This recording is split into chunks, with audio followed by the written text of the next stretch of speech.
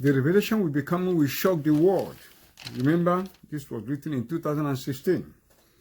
Now, decoding the legend story of Zik and Ahmadu Bello. Late in his career, he declared a war on ignorance, according to John Kelly. On who was the war actually declared? I want the whole world to pay attention. I quote, I'm quoting John Kelly. I mentioned Ahmadu Bello at the beginning of my remarks, and there is an old story that I'm sure many of you have heard at one time or another. I heard His Eminence use the word a few minutes ago when we were in the meeting we were in, and I'm quoting him.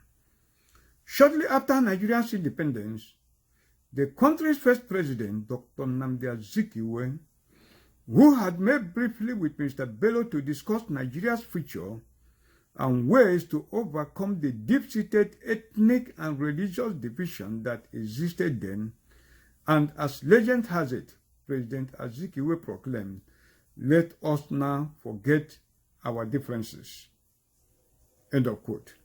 And Bello countered, "No, let us understand our differences." End of quote. And that is what His Eminence said. He said, quote, "It is by understanding our differences that we can build unity throughout Nigeria." End of quote. Now, my own interpretation. Now, very important, we start taking notes of very important issues and lies deliberately told by the United States Secretary of State just to enable him deliver the seed of this coded message.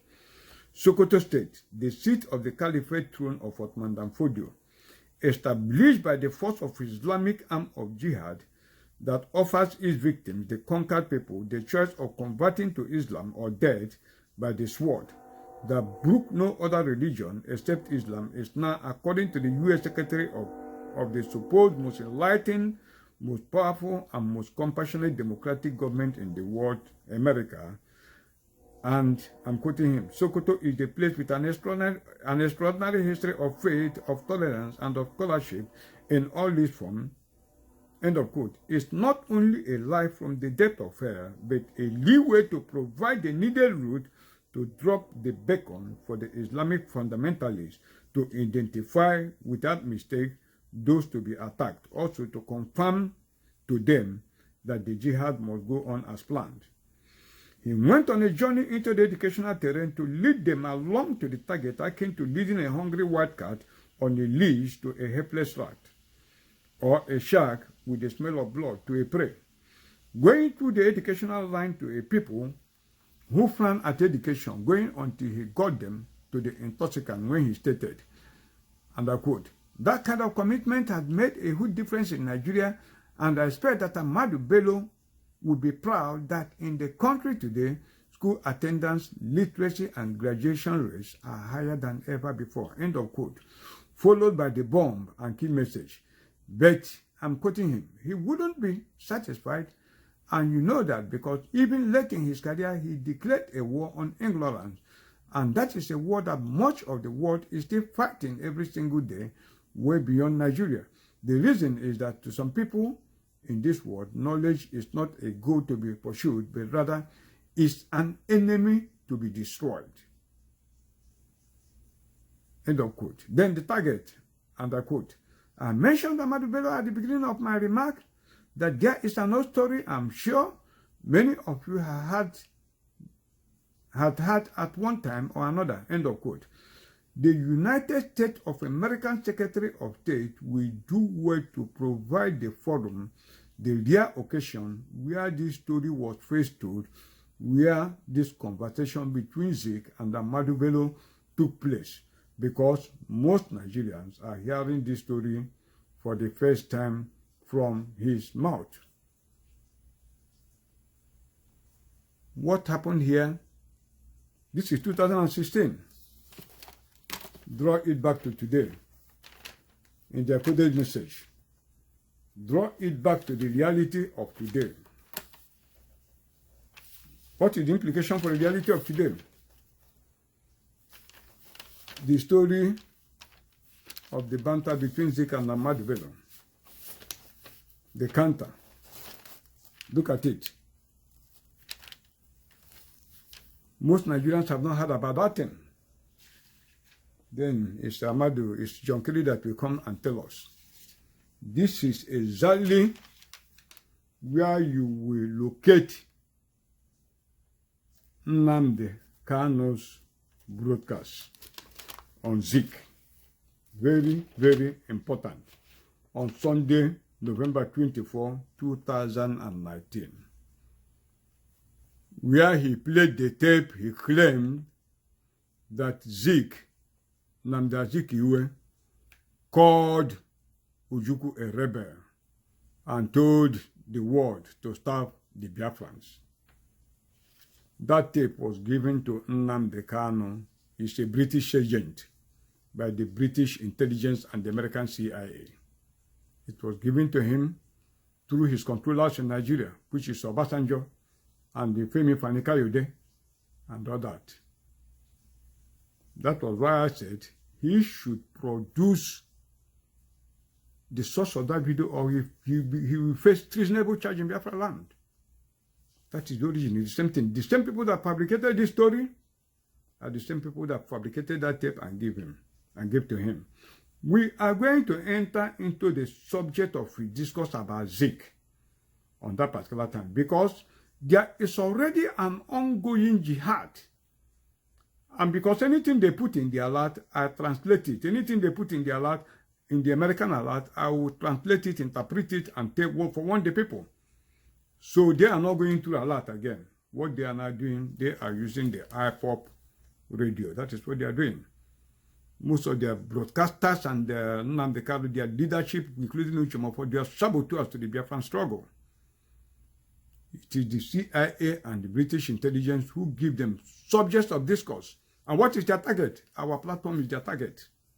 There's nothing they do. They are the first callers when I release a video. They are the first callers. What do? They redirect you. Everything that we bring Biafra Republic, they change it and change the narrative and destroy it. Very, very important. And I'm going to point out a lot of things from Nnamdi Kanu's comment on that particular video. But let me just still go on with what John Kerry said.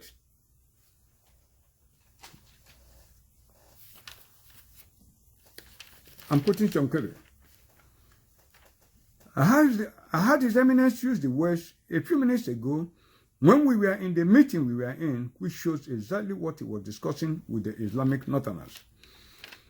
And I quote him, shortly after Nigeria's independence, the country's first president, Dr. Nnamdi Azikiwe, who had met briefly with Mr. Bello to discuss, what are they discussing? Repeat, to discuss what? Ways to overcome the deep-seated ethnic and religious division that existed then, according to him. Ask yourself, what is the most dominant issue in Nigeria today? Of course, everybody knows that the country is presently knocked down because of what? Deep-seated ethnic and religious division that is existing now, not then. More now than then. The essence of their meeting is on discussing how to overcome the deep-seated ethnic and religious division that existed now. And I'm quoting him. And as legend has it, President Azikiwe proclaimed, let us not forget our differences, end of quote. And as legend has it, now what is the meaning of legend? Ibid, let's go back to the same dictionary we went to before. Defines legend as story coming down from the past, especially one popularly regarded as historical, although not verifiable. B, a body of such stories. C, a popular myth of recent origin. D, a person or thing that inspired legend. Very important to note is that the issue in discourse that is supposed conversation between Zik and Ahmadu Bello is domiciled in Nigeria, not in America. Our independence is from Britain, not Washington or New York.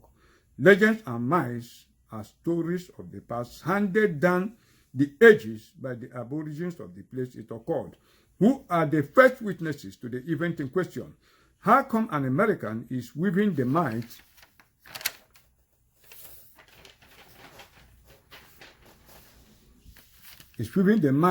and legend of what occurred in Nigeria, and the supposed inheritors of the legend handed down the line of history have not heard about it, even though it is woven around them, yet not verifiable.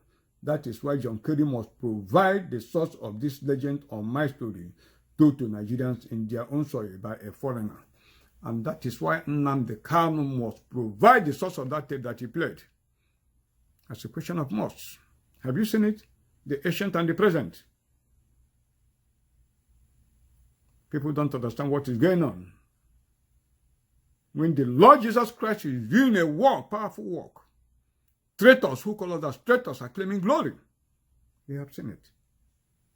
Only him is the one who have had the tape he played. Since I forewarned them on air, they stopped playing it. How come it's only Nnamdi Kanu who have had these utterances from Dr. Nnamdi Azikiwe? Zik.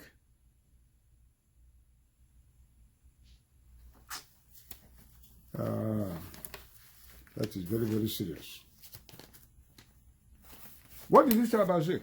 Let's just look, let's do a little digressive maneuvering, so that we can look at some of the comments Nnamdi Kanu made about Zik on that particular occasion. What did you say?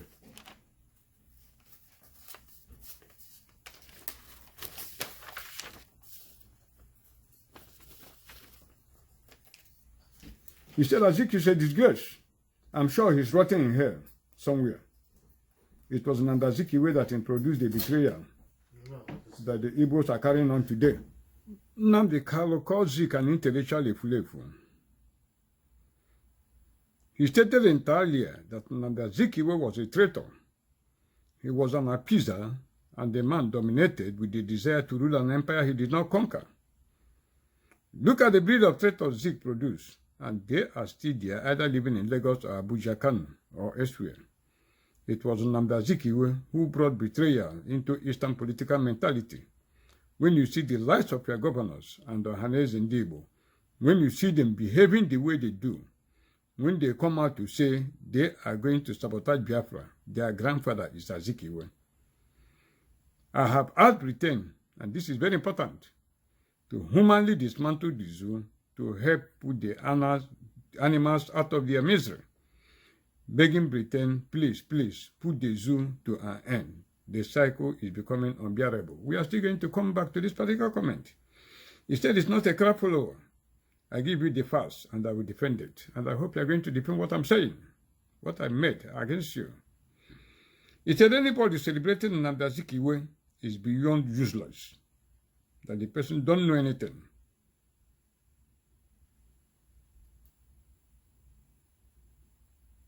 He said, don't take my word for it. We are going to hear from Azikiwe himself in his own words. Zik of Africa, he was nothing. That was what he said. And he played the tape they gave him to play, in which he said, Zik asked the international community to, to stop the Biafrans and calling Ojukwu and the Biafrans rebels.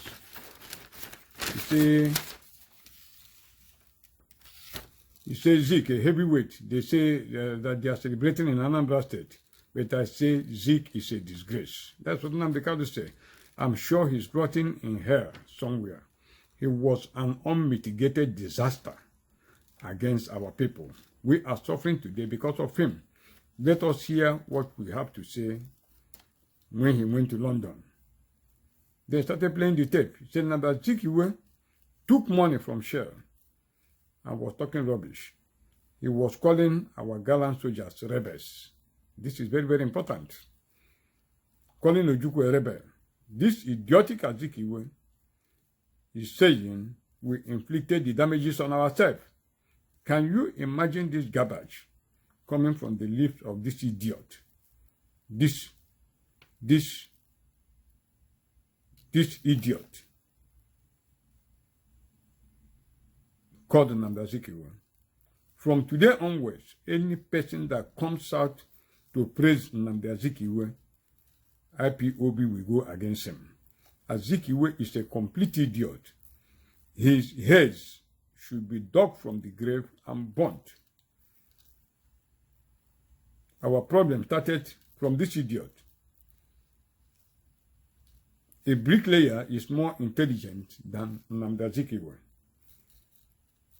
I said in 2019, I said in 2009 that Nnamdi Azikiwe grave should be dug out, his skull separated from his skeleton, and should be burnt in public, because that man is evil. Do you know that Dr. Azikiwe appealed to the French government to stop sending aids to Biafrans? He called Biafrans rebel. What you see happening here is exactly what is going on in John Kerry's speech that I wrote in 2016. Compare the two. It is the anachronistic nature of these things that make people cannot comprehend what is actually happening today. They put it in the cooler. Look at when the order for jihad was ordered by John Kerry. Now look at the time of implementation. That was why they forged another legend tape and gave to Nnamdi Kanu to play, signaling what? Jihad that is already on you, for the people of Biafrans. That is what is happening. Now, before we come back to Nnamdi Kanu's other speech he made about begging the British government to dismantle the zoo and all that, there's another important statement that he made, which is very, very serious, because they use him and some of his broadcasters to counter whatever positive argument we are making on this platform. To bring Biafra, they use them to derail it, to refocus their, the attention of people and corrupt their mind. Because I have always told you that the most difficult thing in this world is to reorient the mind of a human being. It's not possible when they are fixed. So they use them because now they cannot have mesmerized and indoctrinated and polluted the minds of these people, the Biafrans. So anything he says, that is what they do. And to reorient their mind is very, very difficult. And what are we saying? Go to Matthew. When you go to the book of Matthew 24, chapter 20, if you go to Matthew 24, 24, what did he say? For there shall arise false Christs and false prophets, and shall show great signs and wonders, in so much that if it were possible, it will deceive the very elect. What is the new translation of it? It's the English Standard Version. He said again, enter you by the narrow gate, for the gate is wide, and the way is easy that leads to destruction, and those who enter by it are many. That is Matthew 7:13. They claim to be the biggest, the largest ethnic organization in the whole world and all that. That's the gate to hell, as the Bible says. Look at it. Arrival of false prophets, whom, if it is possible, would deceive even the very elect. That is a microcosm of what has happened with the IPOB leader. That will foreshow the scale of the main Antichrist with the same scale, with the higher scale. He will deceive the whole world with flattery. Nnamdi Kanu is an example of this. When I said that Fulanis are a people of unknown origin, by editors of, Encyclopedia Britannica, they went on air, they used Jonathan to corrupt the mind of people, and they said Fulani people are from Egypt. That is what he claimed. Just to push out the revelation that I made. On several occasions, any germane argument I make to dismantle the zoo, as he calls them, which are called evil forests, surprisingly, it is the same IPOB that will come to checkmate me and block it. That was how I discovered their deceit. And that was why I told you in the first interview I had with BVI that after the presidential election, IPOB will be useless. They are not even needed in the final restoration of the Biafran Republic. I'm going to tell the Biafrans what they are going to do. People are looking when the Biafra will come. They don't know we are writing the footnotes of full Biafran restoration. They are waiting to come. Every byline has been occupied. The footnotes of history, how Biafra was restored, is what we are in. So now, what is that thing Nnamdi Kanu did? Look at what he said on Abanawi, and he said, and look at another thing he said, very prominent. There was a conspiracy to make it look as if the Igbos were the main people that carried out the coup that killed Ahmadu Bello and all that. The Igbos have been fighting to show that that coup was not an Igbo coup. Everybody, we have been fighting all the years, you know, right from that unfortunate incident to date. Gallant Biafrans have been fighting to, you know, tell the world that it was not an Igbo coup. And we are succeeded. I mean, the last interview Benguli granted to you, that was the same thing. He pointed out that the coup was not an Igbo coup. Then what did they use Nnamdi Kanu to do? They used Nnamdi Kanu. He claimed that Igbo officers carried out a coup. The reversal of the giant stride that we have made, all of a sudden he reversed it. He claimed that Igbos are the Igbo officers, that they carried the coup to make Awolowo the president. That is what he said. Senzogu did what he did as an Igbo man to make Awolowo the president. That's what he said. Was it an Igbo coup? It was not an Igbo coup. He said, we carried out a coup. That is, the Igbos carried out a coup to make a Yoruba man the president. And the Yoruba man turned around to preside, you know, on the killings of millions of us.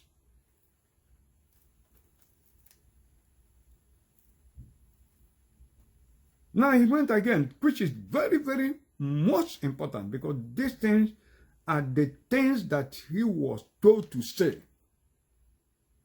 by their agent. He did not know that that statement Nnamdi Kanu made was the fuse that ignited the bomb that is already exploding in the jihad that is already going on. In that jihad that is already going on, but people don't know. It was Nnamdi Kanu's speech that ignited it. They used him to point to Zik. So that the laundered Boko Haram terrorist commanders and all that, we make no mistake about it. To know the enemy, and through him, they have passed the final order for the jihad. That is why this December is going to be the most catastrophic December ever witnessed, the most dangerous ever witnessed in Nigeria today. Now, this is what he said. He said people who are sponsoring terrorist group in Nigeria are telling you that they love you in one Nigeria, and you believe them. Are you not deaf? Are you not deaf? And very important, ISIS in West Africa is called ISWAP. The one led by the son of Muhammad Yusuf. Buhari, when he was alive, personally acquitted him. He was in court of law. Some of you don't know this.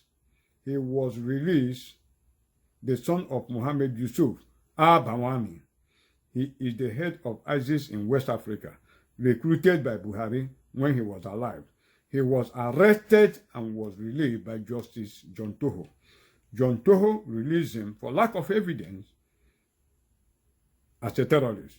That is why US said they are shifting their focus to West Africa because of our diplomatic move. It is working.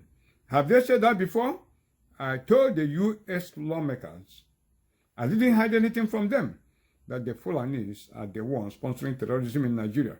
If the son of Yusuf Mohammed is their head, they are the ones sponsoring Al-Qaeda and, Al-Qaeda, Boko Haram, ISIS, and the Fulani herdsmen, all terror groups. People, the tape is in YouTube. People should go and Google it. This thing he said, the most dangerous thing anybody can ever say. The most dangerous thing. And what is the implication? Let me give you the real story. Nnamdi Kanu was deliberately used by his sponsors, the British intelligence and the CIA, to deceive Nigerians, especially the Biafrans, from not knowing what is going on with the Boko Haram. Now, in an earlier message I've already preached, some time ago, I revealed that the sponsors of the kidnapping of the Chibok schoolgirls, and this is of world record and of world interest, I revealed that the sponsors of the kidnapping of the Chibok schoolgirls in Nigeria used a combination of terrorists from the late Mohammed Yusuf Islamic militant Boko Haram group that he founded in 2002, merged with some members of the original Boko Haram founded between 1999 to the year 2000 in the guise of Operation Focus Relief by the then two sitting presidents of Bill Clinton of America and Olusegun Obasanjo, equally with the United Nations Kofi Annan, who were actually the chief sponsors of the kidnapping of the Chibok secondary school girls for the purpose of later pretending to assist the SY government of Goodluck Ebele Jonathan regain their freedom, thereby softening the mind of the then President Goodluck Jonathan, who in turn will reciprocate by allowing the remaining demarcation of the boundary adjustment between Nigeria and Cameroon proceed as they wanted it to go in their claim of more Nigerian territories after stealing Bakassi Peninsula, using the manipulated miscarriage of justice by the International Court of Justice in October 10, 2002. But they later changed their mind and did what? They used the same Boko Haram to remove Jonathan from power.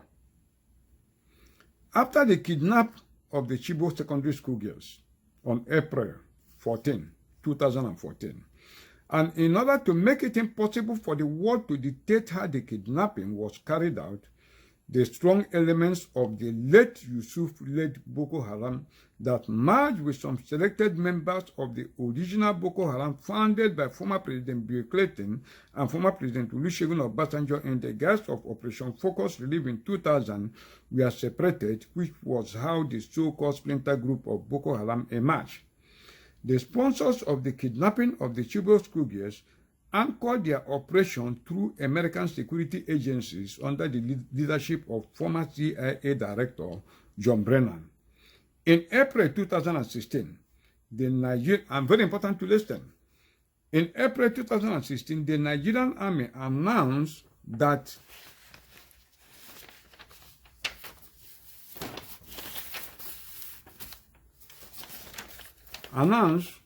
they have arrested Khalid Abawani at Lokoja, capital of Kogi State, in north-central part of Nigeria. Khalid Abanawi, very important, whose real name is Osman Omar Abubakar, is the leader of Jamatu Ansar Muslimina fi Bilandu, Sudan, Aka and Sadu, that is said to be affiliated to ISIS. Khalid Abawani is the leader of the so-called splinter group of Boko Haram that I revealed merged with selected members of the original Boko Haram of 2000, created by Clinton and Obasanjo, that were used to kidnap the Chibok schoolgirls. It should be recalled that before the arrest of Abanawi by the Nigerian military in April of 2016, Washington listed him as a specially designated global terrorist along two other Nigerians and placed a $5 million bounty on his head. That will show you how mighty he is. I hope the world is listening. On Tuesday, the 14th of March 2017, the federal government arraigned the alleged splinter group leader of Boko Haram, Mohammed Osman Khalid Abawani, his second wife, Halima Haliru, and 5 others, namely Mohammed Sani, Abubakar Abdurrahman Habibu, Mohammed Bashir Saleh, Omar Mohammed Bello, Aka Abu Azani, Mohammed Salisu alias Dati, and Yakubu Nuhu Aka Bello Maishagi. They were arraigned at a federal high court in Abuja, presided over by Justice John Toho, the judge who refused to hands off Nnamdi Kanu's case, but who voluntarily hands off this case in his court with suit number FHC-ABJ-CR-36-2017. Khalid Abawani and the 5 others named above, as I revealed in my audio message of November 9, 2017, were some of the strong elements of the late Mohammed Yusuf led Boko Haram that merged with some selected first batch of the main Boko Haram terrorists of Operation Focus Relief that were used to kidnap the Chibok schoolgirls and afterwards balkanized into the so-called splinter group led by Abanawe. Very instructive to note, during the resumed sitting,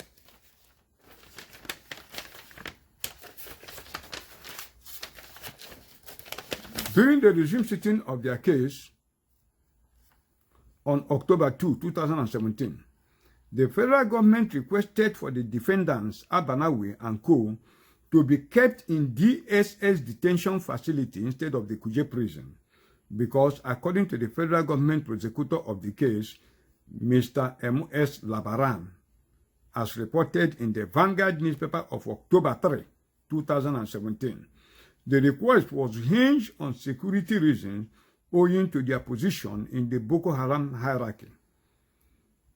Quote, the prosecutor said, it will not be in the interest of public safety and national security to remand the defendants in prison custody, stressing that Kuje prison was not sufficient to protect Abanawe, who leads a breakaway of the Abubakar Shekau faction, adding that they are one of the most wanted terrorists in the world, meaning they have been kept in the DSS custody and are still supposed to be there till date. Very important. The defendants are answering to an 11-count terrorism charge the federal government preferred against them, including kidnapping and hostage-taking.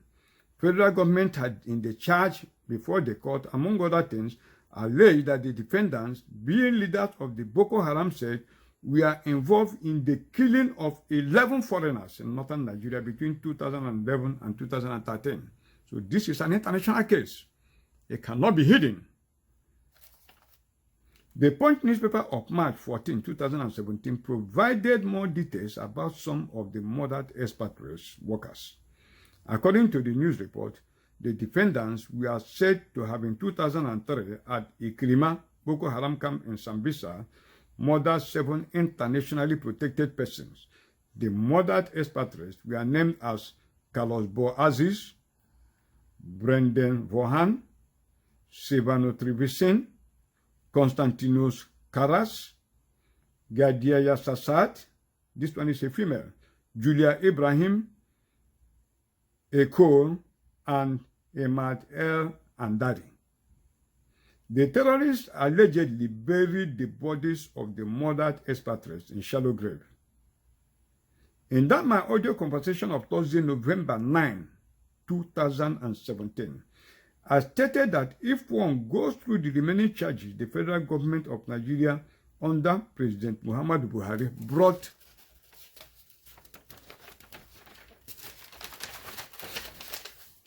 brought against these high-profile terrorists, one will notice that the federal government of Nigeria intentionally did not mention anything about their involvement in the kidnap of the Chibok secondary school girls, or mention anything at all about the kidnapped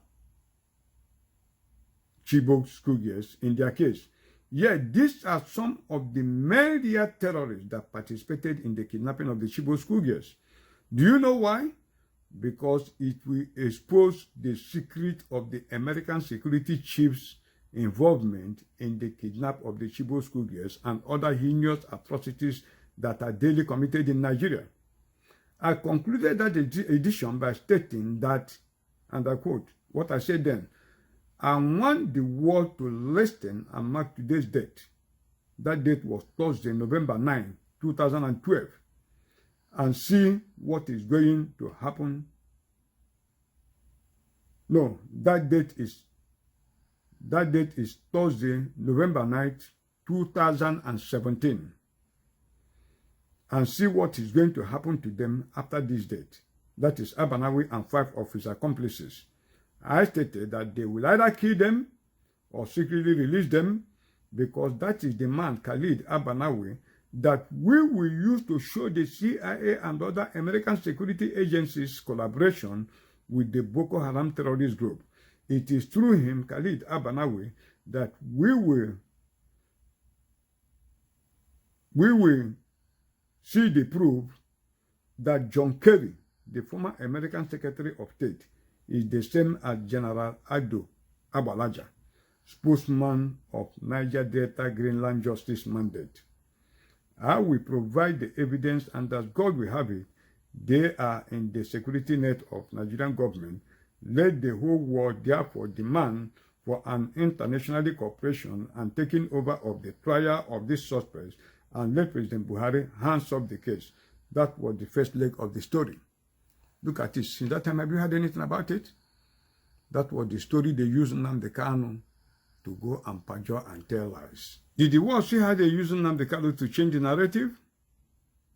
These same high-profile terrorists that you see here, they were the people that were used to kidnap the Chibok schoolgirls.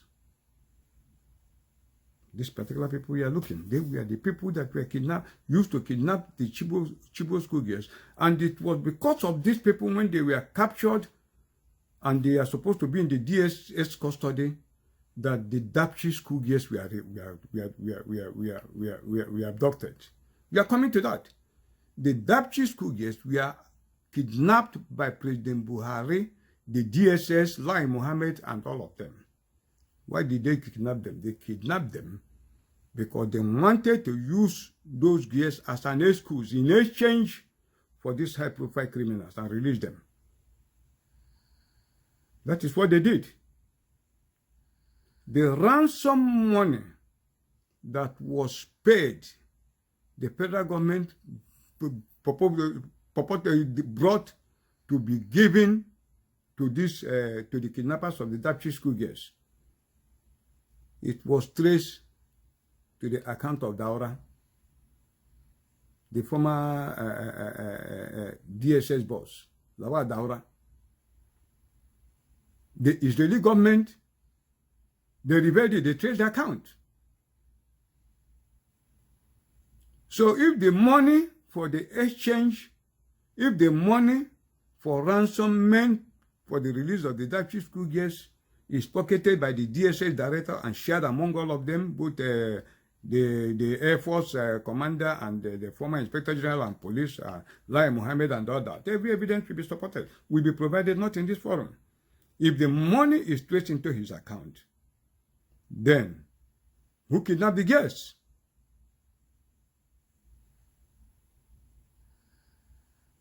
That is how they secretly released the girls and kept the only Christian girl there, Leah Sharibu. And that is the thing that will destroy them. It is in the conscience of the world, and the whole world is listening. That is how Nigeria will be dismantled by the atrocities of the leaders themselves.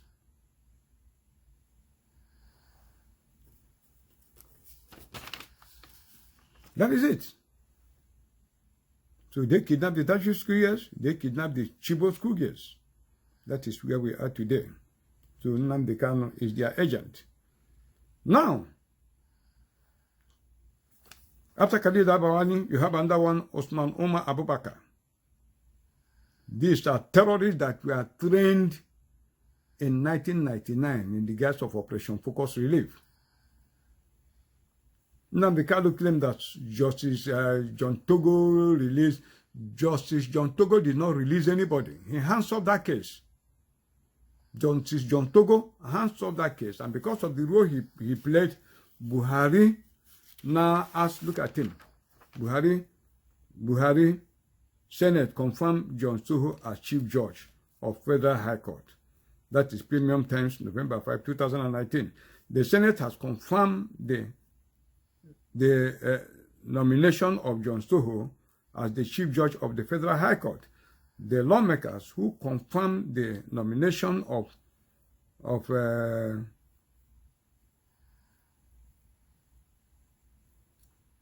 President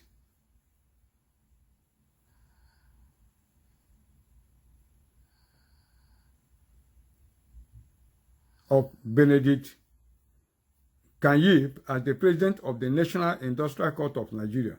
President Muhammadu Buhari wrote to the Senate last week seeking confirmation of their appointments. Mr. Soho was on July 26 sworn in by the Chief Justice of Nigeria, Tanko Mohammed, as in acting capacity. His appointment followed the retirement of Andrew Abuka Farati, who attained the retirement age of 65 years in July 25. That is the compensation they gave to John Soho for the atrocities he committed. We have nominated him, and now they have confirmed him as the Chief Judge. That is the judiciary we have in Nigeria. That is the federalism we are operating, the democratic dispensation we are operating. You see what happened?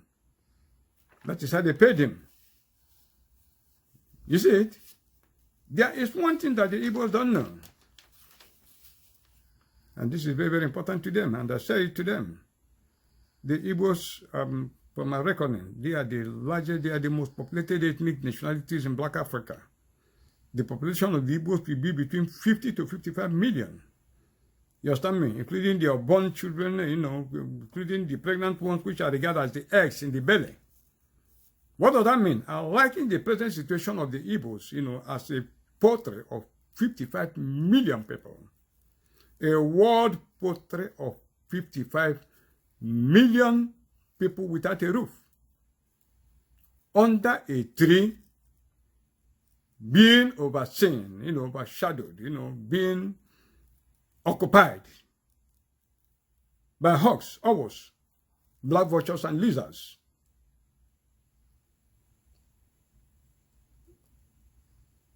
Including snakes. What is the implication? The implication is there is no way of escape for them.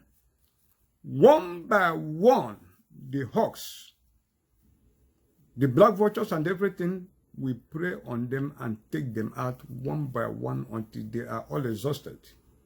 The snakes and the lizards will lick up the eggs, and that will be the end of their own generation. I'm going to tell them what they do, and they have to do it. If not, they are going to be in real serious problem. That is the fate that is designed for them. There is an international conspiracy against them. More than 58 countries from Islamic countries are preying on them to finish them. The Americans are there, the British government are there, the Chinese are there. All of them on them. And from now till the 31st of December, when you see Brexit is 31st of December, they have been shifting it. The final one is 31st of December. Because of that, the land border that they closed, they have shifted it to 31st of December because of Brexit. So the Igbos have only from now to 31st of December to extricate themselves from Nigeria. They close the border, and then all the rice they have been sending to Igbo areas are all poisoned rice. If you eat it, you die. So when you go to occasions, forget about rice, don't eat unless you have the old stock. They poisoned everything. Your children through immunization, they are destroying you.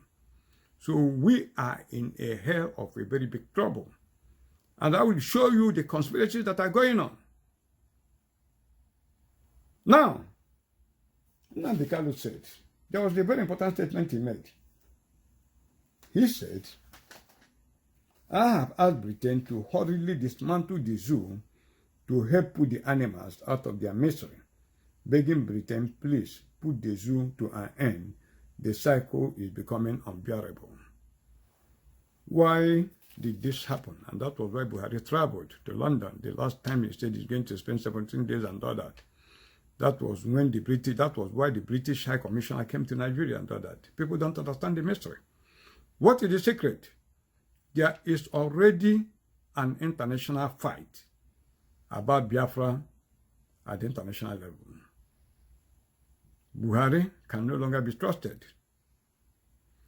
During the Nigerian and Biafran Civil War, part of the reason Britain was a die-hard supporter of Nigeria and all that, and gave them all the whole ammunitions and even personnel to fight in the war, was because they never wanted the attention of Nigeria to go towards Russia and China. And their nightmare, Buhari has fulfilled it. You saw that Buhari traveled to Russia. He went to Russia to procure arms, to sign an agreement. It's already with the Chinese government. You saw it. So that hold of British government on Nigeria is slipping away from them. So what is their plan? That is why you see IPOP, every time they tell you come and register, all of you come. If you have not, don't be a member of IPOP. I've said it before. That their $1, don't pay it. If you pay it, they will execute you later on.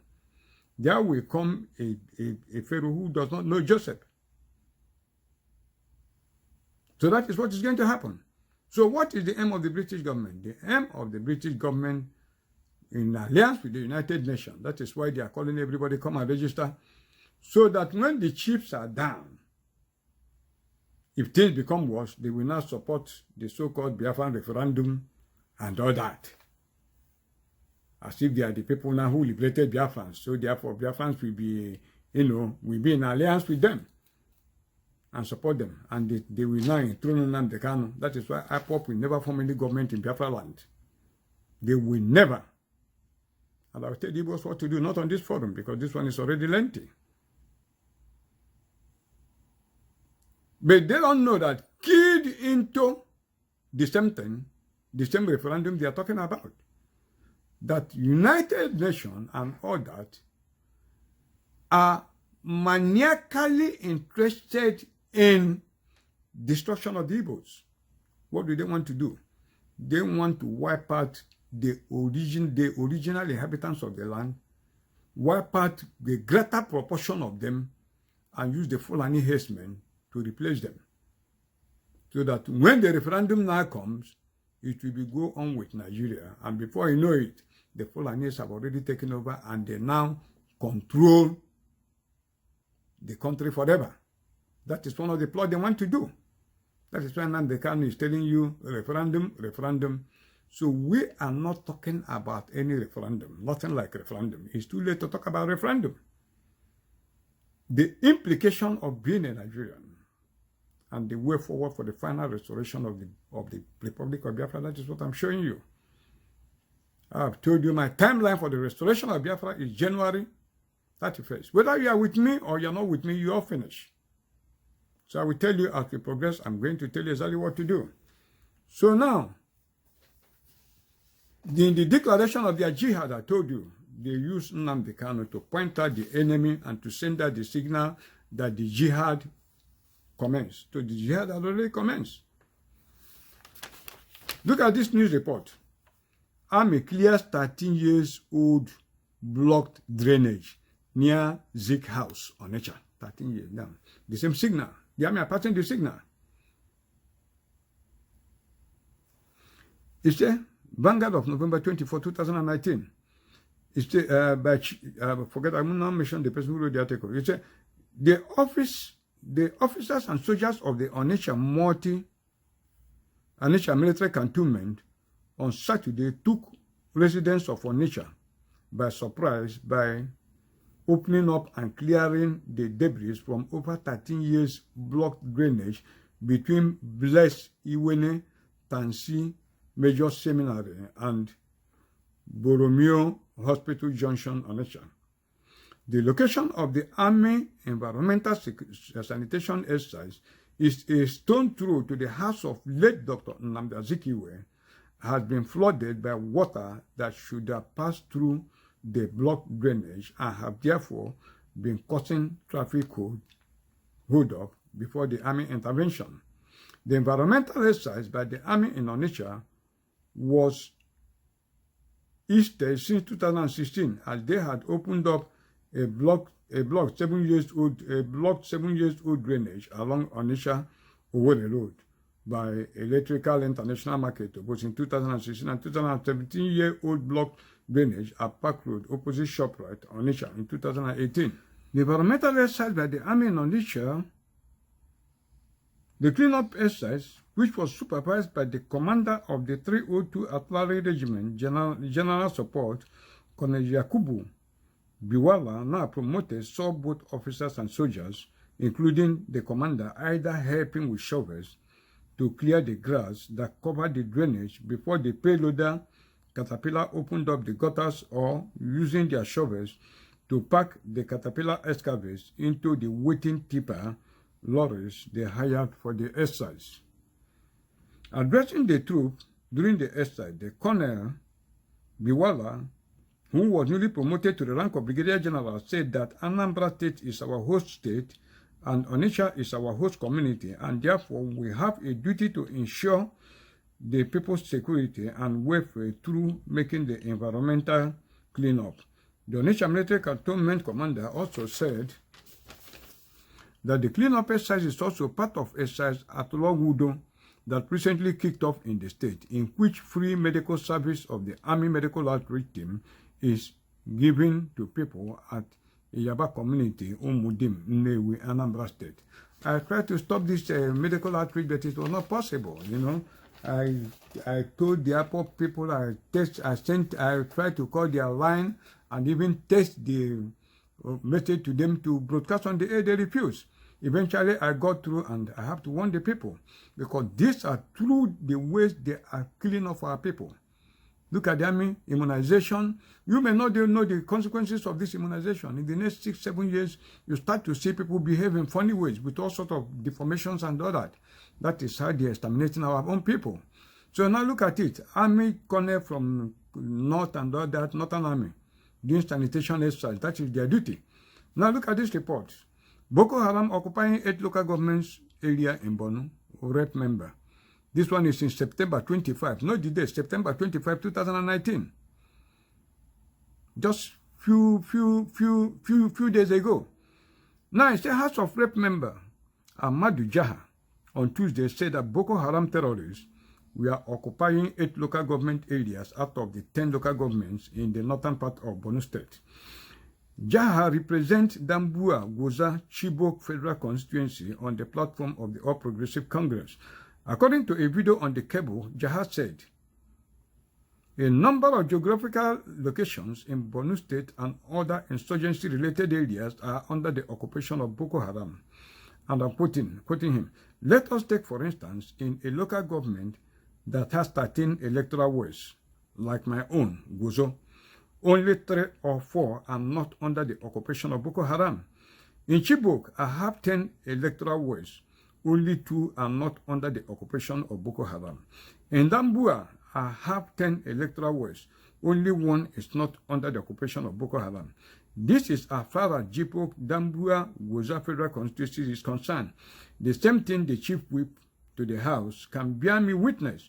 Out of the 10 local governments in northern Borno, only 2 local governments and their headquarters are still not under the occupation of Boko Haram. Can you imagine it? The same Chibok. Now look at it. Buhari invites United Nations to mediate with Boko Haram to free Chibok girls. He's inviting a whole United Nations. This is Vanguard, September 22, 2016. Look at it. Now, watch this scenario. You are the military that are supposed to be fighting Boko Haram. You are opening up drainages in Zik House, in Onitsha. An Hausa man. While Boko Haram is occupying your own territories, 10 local governments, occupying 8 local governments out of 10 local governments in your own place, and you are not bothered, and you come here, you say you are opening drainages and all that. I want the world to know. So, which means those Boko Haram terrorists occupying those places, they are your soldiers. You know them, that is why you don't fear. You leave your own place, you do not defend your own place, but you are coming down south to defend a people that are not your own people. All the home military armaments are not there. You are shifting it down to the southeast, and you claim you are fighting, and you see it. So the military are the terrorists. They themselves and Boko Haram, they are the same thing with the Fulani herdsmen. Now, back to what John Kerry's speech, because that digressive analogy was compulsory. So let me go back to John Kerry's speech, to the magazine I was reading. He said, Zeke was mentioned in that legend story. The two central figures involved in his imaginary legend story that is only a coded message at Dr. Benjamin Nnamdi and Sir Ahmadu Bello. Yet the so-called most powerful nation on earth today, America, officially, through its Secretary of State, John Kerry, knowing what the deep-seated ethnic and religious division that is presently existing in Nigeria today, yet decided to take his legend and my story involving Zeke and Ahmadu Bello at Sokoto, the seat of the Ottoman Danfodio's Caliphate, and not in Abuja. Why did America now hold the speech in Abuja, the capital of Nigeria, but prefer Sokoto, which clearly shows their intended audience and the actual message they want to deliver? Who are their intended audience and what is the message they want to deliver? The answer is in the legend story and the title of the topic of the speech delivered by John Kerry. The importance, that is the title of the speech, the importance of resilient communities and religious tolerance encountering violent extremism. If you can still find it in the internet, it will be surprised, because Google are working with all these dark forces, Zuckerberg or whatever he calls himself. Now, let us go to interpret the topic, the caption of the topic, the importance of resilient communities. Now, the word resilient, IBID, we go back to the same dictionary. It says resilience. The dictionary translates resilience as the capability of a strained body to recover its size and shape after deformation caused especially by comprehensive stress. 2. An ability to recover from or adjust easily to misfortune or change. Resilient, to jump back, recoil, to leap, characterized or marked by resilience, capable of withstanding shock without permanent deformation or rupture. B. Tending to recover from or adjust easily to misfortune or change. The intended audience are those invited, clearly seen in the location or venue of the speech. Communities, meaning communities of all the groups of the same faith, resilient to what the two legends discuss. What they discuss is the message, which was why it was held at Sokoto and not Abuja, because issues discussed are exclusive to resilient communities against change. Now, how will the message reach other resilient communities that are not present in the Sokoto to hear the speech? This is how they will do it. The meeting first, Kerry held private meeting with the Sultan of Sokoto, meeting with religious leaders, meeting with the president, in which journalists were barred and no interview from him after the meeting. Meeting with 4 selected Muslim northern governors, meeting with the 19 northern governors, to which only 3 are Christians. The purpose of these different sets of meetings is to expand the spirit of the message they discuss through the methodology that he gave in this remark from his speech, and I'm quoting. In fact, shortly after he graduated from a teaching college and years before he founded the university that today bears his name, Ahmadu Bello returned to his birthplace not far from here in Rabba in hope of educating his community, and at the time there was no school, so he built thatch hut where he began instructing children in his own family on how to read and write. Then he asked his young scribes to teach their friends what they had learned and to keep expanding the circle so that the number of educated citizens will continue to grow. End of quote. Meaning, John Kerry had a private meeting with Sultan of Sokoto, also with Muhammadu Buhari. There will be a security meeting between Sokoto State and Niger Republic. It means that meeting have already taken place. It means that there are people in Sultan of Sokoto's category and in the category of President Muhammadu Buhari who were not present to participate in the message of John Kerry. Therefore, both the Sultan of Sokoto and the President are directed to personally reach these people and convey the message of the American Secretary of State to them, and they in turn will do likewise in order to keep expanding the circles so that the number of the people that will hear the message among the resident communities will continue to grow. The same with the private meeting of the 4 northern governors that included the governor of Kwara State. Though Kwara State acclaimed a northern state, is actually a Yoruba state, governed by a Yoruba Muslim northerner, Governor Abdul Fattah Ahmed, expected to expand the message by extending it directly and personally to the co-conspiring governors of Southwest region, while the other remaining state governors in the meeting are to extend the circle of the content of the message to their other Muslim fellow governors. Hence, the other meeting of 19 northern state governors that includes 3 Christians is only a cover to deceive Nigerians, as nothing serious will be discussed there because of the 3 northern Christian governors. So the other governors of northern origin will be briefed by their Muslim colleagues, who in turn will brief their northern executive members in the state, down to the Muslim local government chairman, down to the local Boko Haram groups and other insurgency elements in their state, on how to block the road and search for Christians to kill when hostility starts. That is Kerry's message to the resident communities in this particular content, that is Muslims in Nigeria, as we have decoded. The message is religious tolerance and countering violent extremism, countering violent agitation of what?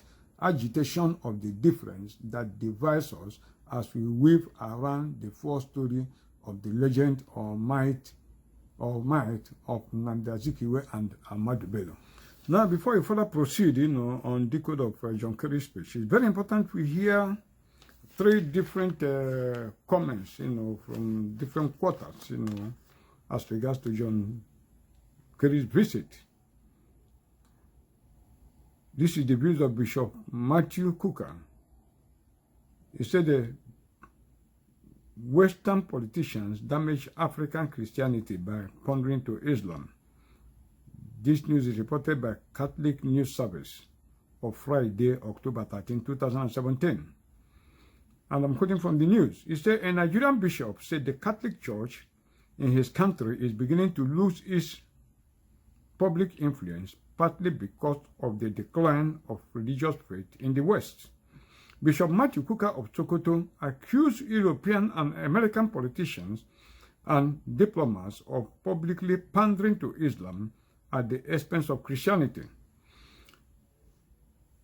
The result, he said, was the ascendancy of Islam and evangelical Christianity in Nigeria and the decline of Catholicism. He told Catholic News Service in an interview in Liverpool that the widespread loss of Christian faith in the West was absolutely among the causes of the diminishing influence of the Catholic Church in his own country.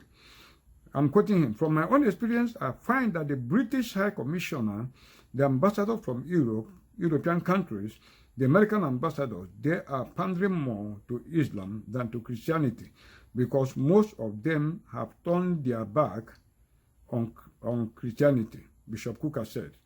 The Arab world is pouring money into Nigeria, and the Pentecostal pastors in America are doing the same, and the Catholic Church is now becoming the weakest in terms of access to resources, he said.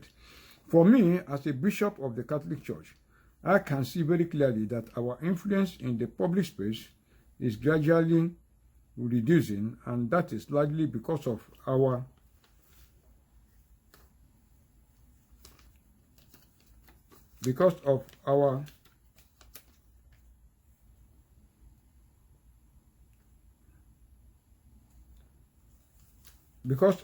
inability to mobilize resources. Before our election, and it's important to the world to know, before our election, John Kerry came to Nigeria. He said, John Kerry, when he was Secretary of State, left the U.S. and came straight to see the Sultan of Sokoto. It was a visit that nobody could explain. I'm explaining the visit to you now. John Kerry claimed to be a Catholic. This is the perfect example. He landed in Abuja. There's a cardinal in Abuja, a very visible cardinal for that matter. But it didn't cross the mind of John Kerry to even see out of courtesy the cardinal. He takes another plane to Sokoto and goes to the palace of the Sultan, the head of the Muslim, he said. The reaction of the Nigerian Christian community was very interesting. They thought Kelly was pushing the Islamic agenda. This was ahead of the election, and they thought he was giving the Muslim candidate a leg up. In a country like Nigeria, influence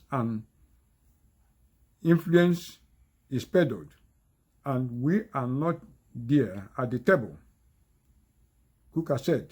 This is by Catholic News Service, London, posted on Friday, 13th of October 2017. Now, let's see another organization. Let's see what's the reaction of CAN, the Christian Associations of Nigeria. Let's see what's their take on Kerry's visit. It says CAN, Kerry's visit to Sultan has heightened fear among Nigerian Christians. This is by Daniel Metro News of August 26, 2016. Now I'm quoting the news. The Christian Association of Nigeria CAN has accused the United States government of fanning the embers of ethnic and religious divisions in Nigeria after the U.S. Secretary of State, Senator John Kerry, visited the Sultan of Sokoto and northern governors. The association frowned at the fact that Christians were excluded from Mr. Kerry's visit between Monday and Tuesday.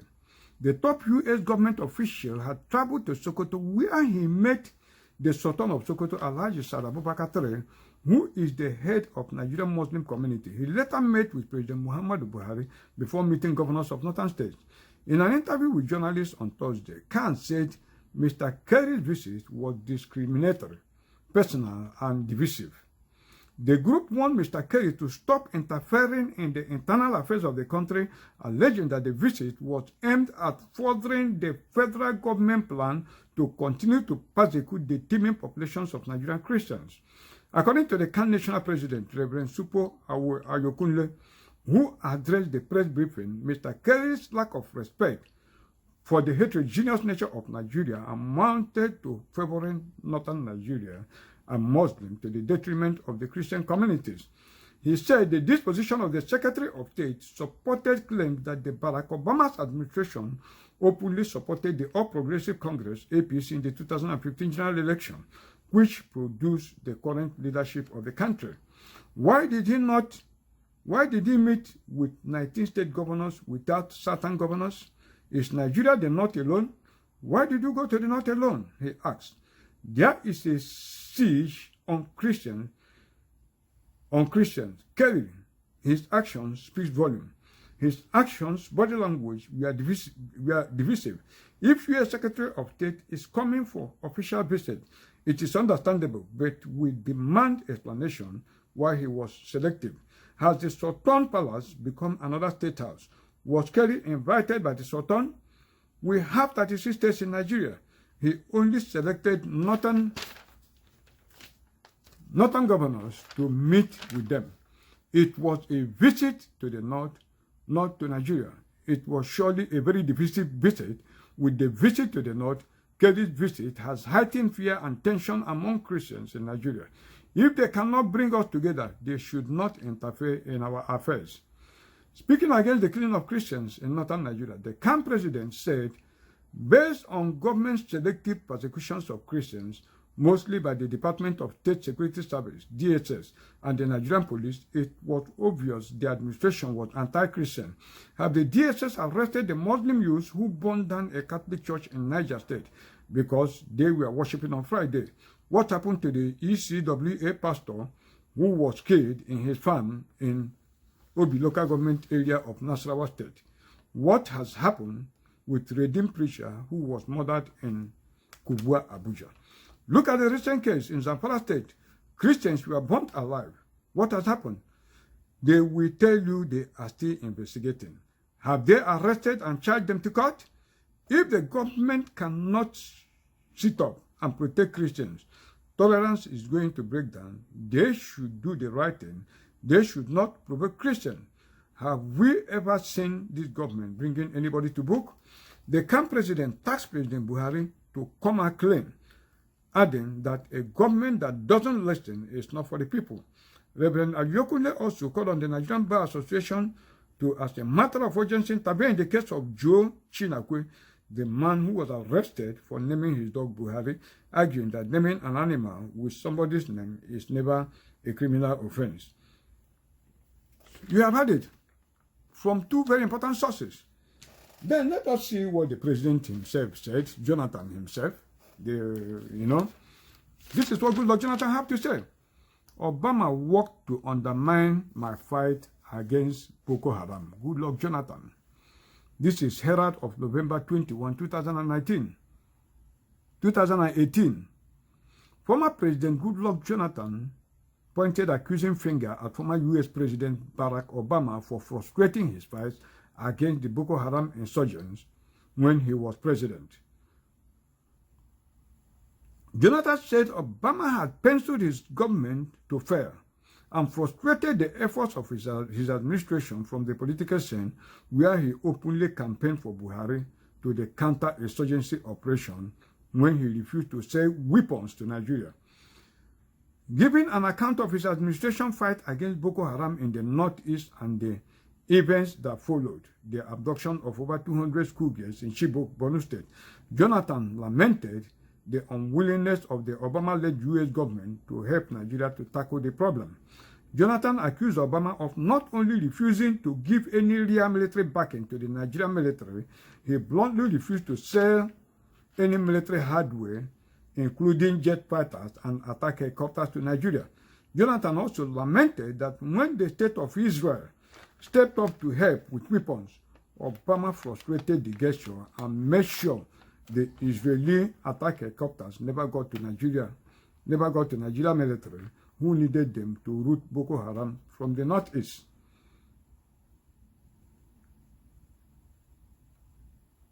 You see it? That is what Jonathan himself said.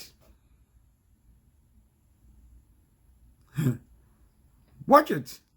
And today they are talking about Donald Trump's involvement with Ukraine and all that. It's not going to work. Impeachment inquiry against Trump is not going to work. Trump is not a saint. You have to jail Obama first. I will come to that. And I delivered him from the Russian probe. I saved him from being assassinated. I consolidated his presidency. I'm still going to save him from the Ukraine inquiry that is presently going on. So I will still come back. Okay. Accepting, we still go back to John Kerry's speech. That is where we'll continue again. It's very important we bear in mind that this John Kerry's speech that we are dissecting here was actually written in 2016. We constantly have to bear that one in mind. Now, accepting the false legend story of Zeke and Ahmadu Bello as true. Then let's decode it. Let's just accept that what he said about the, legend story about Zeke and Ahmadu Bello, that is true. I'm decoding it. And I quote, Late in his career, he, that's Ahmadu Bello, declared a war on ignorance, end of quote. And that is a war that much of the world is still fighting every single day, end of quote. Now the question is, which race did Ahmadu Bello declare war on? Very important. Now let's accept that the might or legend story is true. The story is about the difference the two signifies. Zeke said, according to Kerry, and I'm quoting, let us not forget our differences, end of quote. Like I said earlier, Othman Dan Fodio is the founder of the Sokoto Caliphate of the Sultanate throne, the great patriarch of the Sultanate throne in Sokoto State that adapted the state logo born to rule. He was a Fulani man and an Islamic scholar. He was equally the great-grandfather of Ahmadu Bello, the late Sultan of Sokoto and Premier of Northern Nigeria. This bloodline is the reason Saad Abubakar remained the supreme leader of the Fulani Caliphate and the spiritual leader of the Muslim sect in Nigeria, like his forebears, because the Awusas were conquered by Othman Dan Fodio through jihad and became his subjects, by extension, subjects to Fulani authority down the ages. The United Secretary of State gave us a hint about the time dispensation in which the might or legend story was weaved. And I'm quoting him, shortly after Nigeria's independence, the country's first president, Dr. Nnamdi Azikiwe, who had met briefly with Bello to discuss Nigerian future and ways to overcome deep-seated ethnic and religious division that existed then. End of quote. He cleverly avoided mentioning the turf where these deep-seated ethnic and religious divisions were playing out. They were being played at the political turf. Quote me. The correct statement, which is what he discussed but cleverly omitted in the heading of his speech, also in the mind story he weaved around his two legend conversation, is, this is my own interpretation, Zik met briefly with Bello to discuss Nigeria's future and ways to overcome the deep-seated ethnic, religious, and political division that existed then. I added political, existing more now than then. Nnamdi Azikiwe cannot meet with Ahmadu Bello to discuss religious differences if it is not from a political dimension, because Zik was not a religious leader like Bello. He was a politician, and whatever differences that existed between the two that gave cause to the American manufactured legend story is political differences that have offshoots of or manifested in deep-seated ethnic and religious divisions. Since he gave us a hint about the time of this legend story, and I'm quoting him, shortly after independence, end of quote, meaning that the differences in question was a pre-independence matter. Since legends are handed down from ages, a look into the archive of Nigerian history pre-independence revealed that in 1952, Sir Ahmadu Bello, who was the premier of Northern Nigeria, the Sultan of Sokoto, and the leader of the Northern People's Congress, NPC, made the following request to the Nigerian Colonial Secretary, Mr. Oliver Littington. And I'm quoting him. If you want us, the North, to be part of this Nigeria you have in mind, then we want 50% of the membership of the National Assembly. End of quote. Going down memory lane in a beautiful piece entitled How Federalism Was Destroyed in Nigeria by Remi Oyeyemi. And I'm quoting him. Remi recalled that, I'm quoting him, as a result of the election of 1954, there were 162 seats in the Nigerian National Assembly. Out of these, the South had 83 seats, that is 51.23%, and the North had 79 seats, that is 48.76%, including the Yoruba people of Kwara. This means that if the Kwara people were not lumped with the North, they would still have less number of seats than 79. Since this was based on population, this shows that the south of Nigeria had always been more populous than the north of Nigeria. But Sultan Bello evidence from the 1952 request has a different idea. If one considers his aristocratic background, one would have an understanding of his fear of pure democracy. Aristocracy is the government of a country by a small group of people, especially hereditary nobility, which is a group believed to be superior to all others of the same kind. Thus, for the Sultan to seek to dominate by any means necessary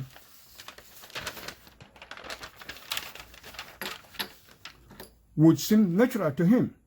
In 1957, he refused the independence of Nigeria because he insisted the North was not ready. I have already told you it was the British government that asked him to refuse that. I'm still quoting Remi, but the North was ready when he got what he wanted and more before Nigerian independence in 1960.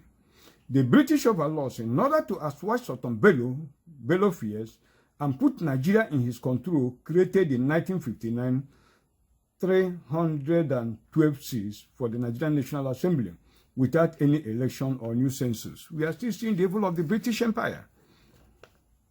Out of this 312, the North was allocated 174 and the South 138 in the anticipation of the parliamentary political system being put in place for Nigerian independence. Sultan Bello asked for 50% of the seats in the National Assembly. He got 55.72%. Sultan Bello asked for 50% of the seats in the National Assembly. He got 55.72%. Suddenly, an apartheid system was put in place as the majority South became the minority and the minority North became the majority. This is where the future of Nigeria was unmade, and the seed for the destruction of the Nigerian federalism was sowed. This development gave unblemished confidence to Sultan Bello, who declared on October 12, 1960, in an interview with the Parrot just after the independence, the following words, and I'm quoting Ahmadu Bello. This new nation called Nigeria should be an estate of our great-grandfather Othman Dan Fodio. We must ruthlessly prevent a change of power. We use the minority in the north as willing tools and the south as conquered territory, and never allow them to rule over us, and never allow them to have control over their future. End of quote. End of the story. Now, my own reflections on it. That was quite a bombshell, and I must thank Remi Oyeyemi for the very insightful piece that still ran a long stretch, for providing insights into developments in pre- and immediate post-independence. Nigeria is sadly in that context that one can locate the differences in the legend story carried to his Muslim audience in Sokoto State. The historical insight by Remi Oyeyemi also proposed all the glittering saintly attributes Kerry tried to close Sultan Ahmadu Bello with, which were whitewashed lies that reduce his speech as Sokoto to what it is actually, coded message from the government of America containing orders for destruction of Christians in Nigeria, which clearly shows that those who are pushing the fanatics of the Sunni Muslim sects all over the world, especially in Nigeria, are the Democratic government of America of the past Bill Clinton administration and the incumbent Barack Obama's administration, which they are angling to continue if Hillary Clinton emerges victorious in the forthcoming presidential election in America. Bearing in mind how Nigerian independence, because of Sultan Bello's selfish demand, has been delayed, and his statement with Parrot on October 12, 1960, the true test of Kerry's speech should be as we come back to decoding John Kerry's loaded speech. And I'm quoting him. Shortly after Nigerian independence, the country's first president, Dr. Nnamdi Azikiwe, who had met briefly with Mr. Bello to discuss Nigerian future and ways to overcome deep-seated ethnic, political, and religious divisions that existed then. And as legend has it, President Azikiwe proclaimed, "Let us now forget this aristocratic leaning and treat everybody as equal."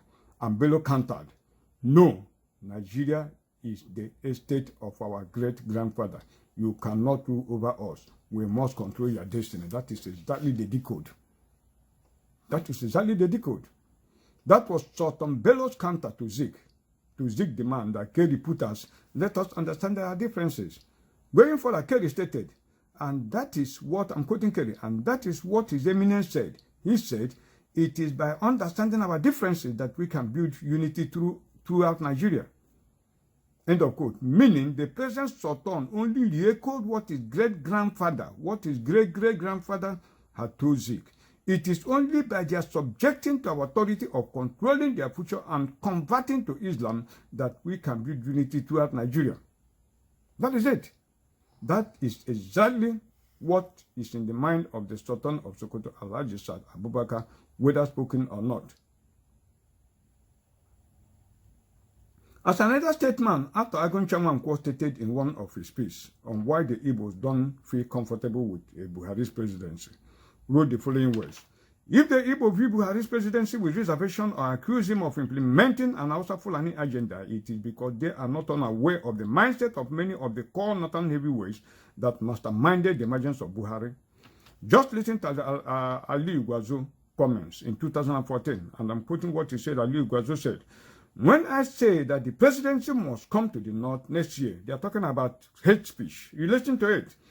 "When I say that the presidency must come to the north next year, I am referring to the Hausa Fulani core north and not any northern Christian or Muslim minority tribe. The Christians in the north and all the others are nothing, and the Muslim minorities in the north know that when we are talking about leadership in the north and in Nigeria, Allah has given it to all the Hausa Fulani. They can grumble, mourn, and groan as much as they want. But each time they go into their bedroom to meet their wives, and each time they go on their prayer mass to begin the prayer, it is we, the Hausa Fulani, they think of, that they fear, and that they bow to, and that they pray for. Some of them are even ready to give us their wives and daughters for one night sport and pleasure. They owe us everything. This is because we gave them Islam through the great jihad waged by Sheikh Osman Dan Fodio. We also captured the Lorin, killed their local king, and restored our Fulani emirs. We took that ancient town from the Yoruba and their 50 pagan gods. We liberated these places and the entire people by imposing Islam on them by force. It was either the Quran or the sword, and most of them choose the Quran in return for the good work of our forefathers. Allah, through the British, gave us Nigeria to rule and to do as we please. Since 1960, we have been doing that, and we intend to continue. That is what is facing you. If you don't stand up and confront them, shoot out with them, it is either you agree to be an Islamic man or you are killed with you and your family. It's very important to do a digressive expatiation of the above Ali Wazu's comment. Let's go to the Bible. There's something I want to make a reference to the Bible. Let's go to the book of Matthew, chapter 16. I'm going to read from verse 13 to 20. It's Peter's confession of faith. And I read from the Bible. When Jesus came into the coast of Caesarea Philippi, he asked his disciples, saying, Whom do men say that I, the Son of Man, am? And they said, Some say that thou art John the Baptist, some Elias, and others Jeremiah, or one of the prophets. He said unto them, But whom say ye that I am? And Simon Peter answered and said, Thou art the Christ, the Son of the living God. And Jesus answered and said unto him, Blessed art thou, Simon Barjona, for flesh and blood hath not revealed it unto thee, but my Father which is in heaven. And I say also unto thee, that thou art Peter, and upon this rock I will build my church, and the gate of hell shall not prevail against it. And I will give unto thee the keys of the kingdom of heaven, and whatever thou shalt bind on earth shall be bound in heaven, and whatever thou shalt loose on earth shall be loosed in heaven. Then charged he his disciples that they should tell no man that he was Jesus the Christ. This is very, very important. There is a very big truth that the world don't know at all. Jesus was not the founder of Roman Catholicism. The Roman Catholic Church was not founded. It had no relationship with Jesus Christ. It was because of what happened here that they went and built the Rome, the Vatican. They said they built it upon the grave of Peter, claiming that Peter was the first pope, which was a lie from hell, which was a very big lie from the pit of hell. The revelation that Jesus was talking here was the revelation of himself, not on the personality of Peter. So what did they do? In order to continue to control the world forever and forever and ever, they needed a formula that they can use to be deceiving the people of the world from the beginning to the end of the time. And that formula was what led to the creation of Roman Catholic Church and and Islam, the Islamic religion. The two types of Islam, both Sunni and the other one. The Sunni Islamic tenets was actually created as a covert operational outfit, an outfit that they can use to penetrate everywhere in the world. That is what they are. So they created both Roman Catholicism and the Islamic religion in order to deceive the world. It was Rome and the British government, the British, Buckingham Palace. They were responsible for the creation of both the Catholic Church and the Islamic. It never came from God. And that is what they have been using to deceive the whole world. They knew the truth about God. They knew the truth about Jesus. Rome knew the truth about Jesus. British government, they knew the truth about Jesus. What they did, they locked up Jesus. They hide the truth about Jesus, remove Jesus, and they're calling him Yehoshua or whatever. That was the same thing they are using, Nnamdi Kanu to do. That is where Nnamdi Kanu got this is a deluded belief about Yehoshua and all that rubbish he's talking about. It is the continuation of the deceit of Rome and the British government. He's the agent. And when you look at this banter between the forged document of Zik and Ahmadu Bello and all that, you know, their banter, that was exactly what they used Nnamdi Kanu to replicate, and that is broadcast. When was that broadcast made? I think it was on, when? That broadcast was the broadcast of November 24, 2019. It's exactly the same thing, was the same thing that that was replicated here. And what was it? They used him to ignite the fuse of that jihad. Starting from that day he made that statement, he made that his broadcast of 24, 2019, where he said that Fulanis don't eat beef, that they drink the blood of cow.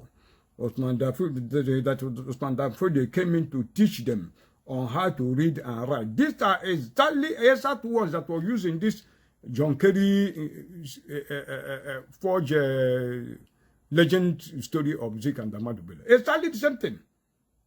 Where he was saying that in the reason why Nzogu killed Ahmadu Bello was because of the speech after the independence.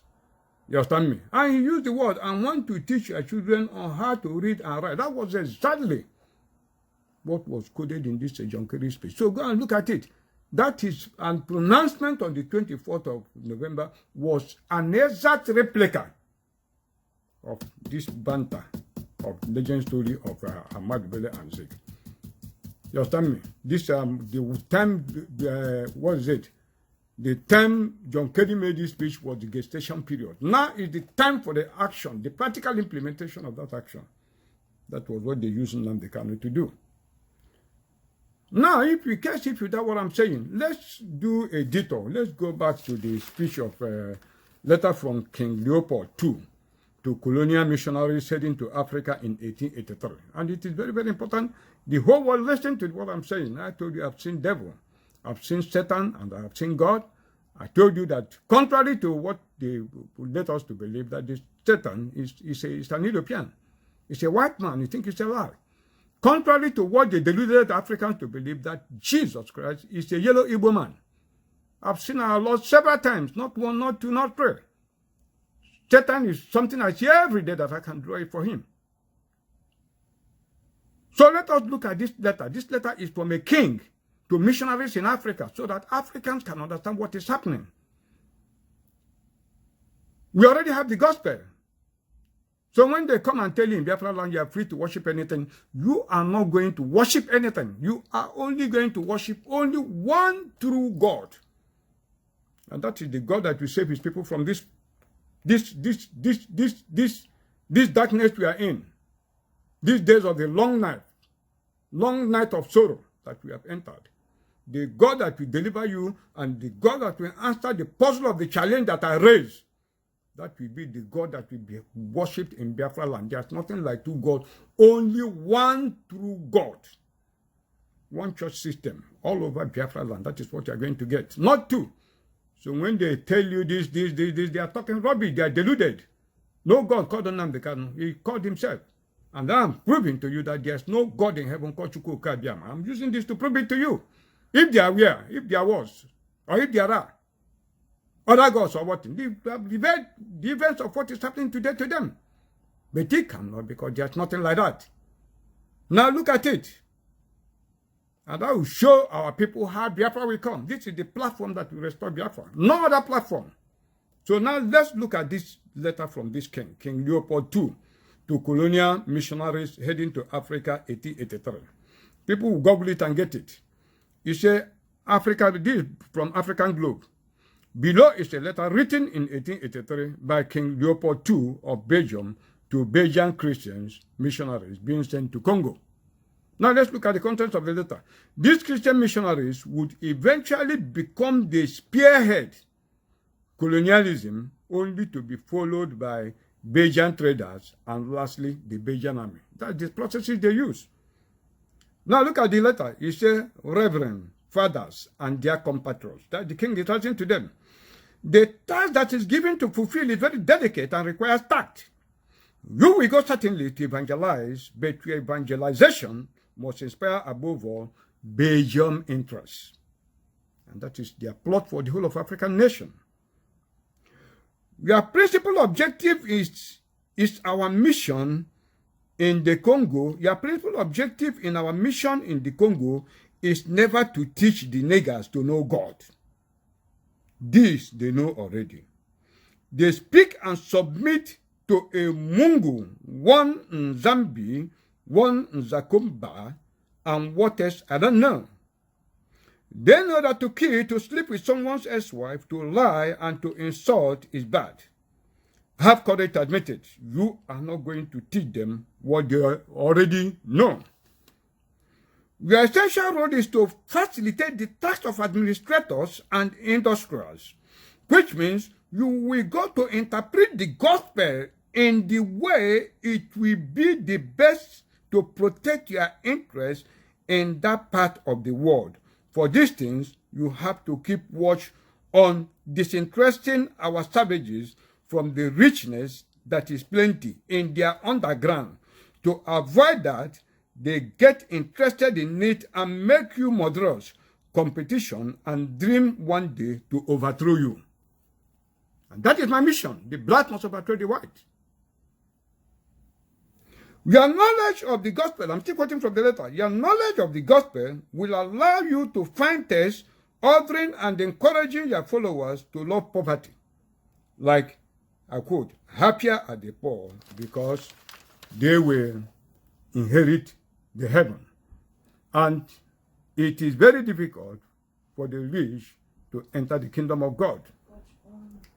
You have to detach from them and make them disrespect everything which gives courage to affront us, and make reference to their mystic system and their war fetish, warfare protection, which they pretend not to want to abandon. And you must do everything in your power to make it disappear.